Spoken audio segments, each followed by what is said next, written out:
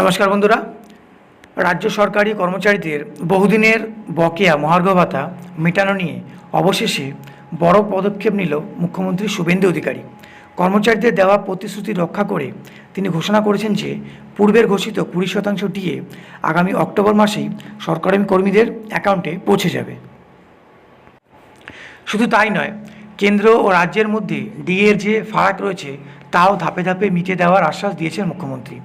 দীর্ঘদিন ধরেই মহার্ঘ ভাতা বৃদ্ধি ও বকেয়া মেটানোর দাবিতে সরব ছিলেন রাজ্য সরকারি কর্মচারীরা। বর্তমানে কেন্দ্রীয় সরকারি কর্মচারীদের তুলনায় রাজ্যের সরকারি কর্মীদের ডিএর ফারাক প্রায় 42% গিয়ে পৌঁছেছে। এই বিশাল ব্যবধান নিয়ে কর্মী সংগঠনগুলি আন্দোলন এবং আইনি লড়াই দীর্ঘদিন ধরে চলছে। শেষ পর্যন্ত সুপ্রিম কোর্টের স্পষ্ট নির্দেশ ও গাইডলাইনকে সম্মান জানিয়ে রাজ্য সরকার বকেয়া মেটানোর প্রক্রিয়া আনুষ্ঠানিকভাবে শুরু করল। সরকারের এই সিদ্ধান্তকে কেন্দ্র করে প্রশাসনিক মহলে স্বস্তির হাওয়া বইছে। মুখ্যমন্ত্রী স্পষ্ট জানিয়েছেন, সরকারি কর্মচারীরা রাজ্য প্রশাসনের মুখ্য চালিকা শক্তি। তাদের বেতন, সুযোগ সুবিধা এবং বকেয়া পাওনা নিয়ে সরকার আন্তরিকভাবে চিন্তাভাবনা শুরু করেছে। অক্টোবরের উৎসবের মরশুমের আগে এই 20% ডিএ কর্মীদের হাতে পৌঁছে দেওয়া হবে, যা শারদ উৎসবের মুখে কর্মচারীদের মুখে হাসি ফোটাবে। বাকি 42%-এর বিশাল ব্যবধান কিভাবে মেটানো হবে তা নিয়েও স্পষ্ট রূপরেখার আভাস দিয়েছেন মুখ্যমন্ত্রী। তিনি জানান, একবারে পুরো বকেয়া মেটানো রাজ্য রাজকোষের ওপর চাপ সৃষ্টি করতে পারে, তাই পর্যায়ক্রমে বা ধীরে ধীরে বাকি সমস্ত বকেয়া ডিএ মিটিয়ে ফেলা হবে। সামনে 23শে জুলাই সুপ্রিম কোর্টের ভাগ্য পরীক্ষা। আগেই জল্পনা ছিল যে চলতি মাসের তৃতীয় সপ্তাহে সুপ্রিম কোর্টে ফের এই মামলার শুনানি হতে পারে। সেদিনক্ষণ স্পষ্ট করে দিলেই মামলাকারী মূল সংগঠন confederation of state government employees আগামী 23 জুলাই দুপুর 2টায় শীর্ষ আদালতে এই মামলার পরবর্তী শুনানি নির্ধারিত রয়েছে। আদালতের নজরে স্ট্যাটাস রিপোর্ট। গত শুনানিতে সুপ্রিম কোর্টের বিচারপতি সঞ্জয় কারোল এবং বিচারপতি PK মিশ্রর বেঞ্চ রাজ্য সরকারের কাছে জানতে চেয়েছিলেন বকেয়া ডিএ মেটানোর কাজ কতদূর এগিয়েছে। সেই সংক্রান্ত একটি বিস্তারিত স্ট্যাটাস রিপোর্ট জমা দেওয়ার নির্দেশ দেওয়া হয়েছিল।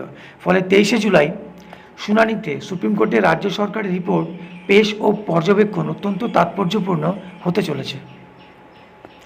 ক্ষমতায় আসার পর রাজ্য সরকার বকেয়া ডিএর একটি অংশ মেটাতে শুরু করলেও সরকারি অনুদানপ্রাপ্ত অর্থাৎ গ্র্যান্ট ইন এইড প্রতিষ্ঠানগুলির ক্ষেত্রে চরম বঞ্চনার অভিযোগ উঠছে।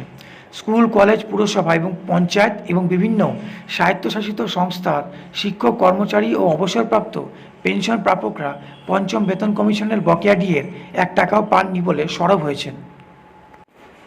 এখনও অবধি অনুদানপ্রাপ্ত প্রতিষ্ঠানের কর্মী ও পেনশন প্রাপকদের বকেয়া সম্পূর্ণ আটকে রাখা হয়েছে, তা আগের সরকারের আমল থেকেই।